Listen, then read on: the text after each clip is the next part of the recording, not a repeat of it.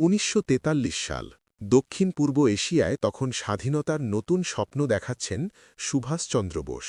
একদিন তার সামনে আনা হল একটি ছোট বাক্স। বাক্সটি ভরা ছিল স্বর্ণালঙ্কার, চুড়ি, হার আর কানের দুলে। এগুলো কোনো ধনী ব্যবসায়ীর দান ছিল না। এসব দিয়েছিলেন সাধারণ ভারতীয় নারীরা, যারা মালয়েশিয়া, সিঙ্গাপুর আর বার্মায় বসবাস করতেন।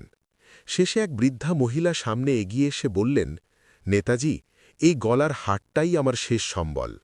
এটা আপনি নিন দেশের স্বাধীনতার জন্য।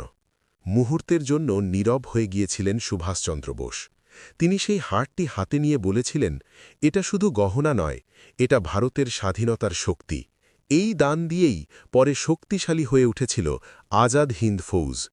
ইতিহাসের বইয়ে হয়তো এই ছোট ঘটনাগুলো খুব কমই লেখা আছে, কিন্তু সত্য হল নেতাজির সংগ্রাম শুধু একজন নেতার ছিল না, এটা ছিল কোটি কোটি সাধারণ মানুষের স্বপ্নের লড়াই।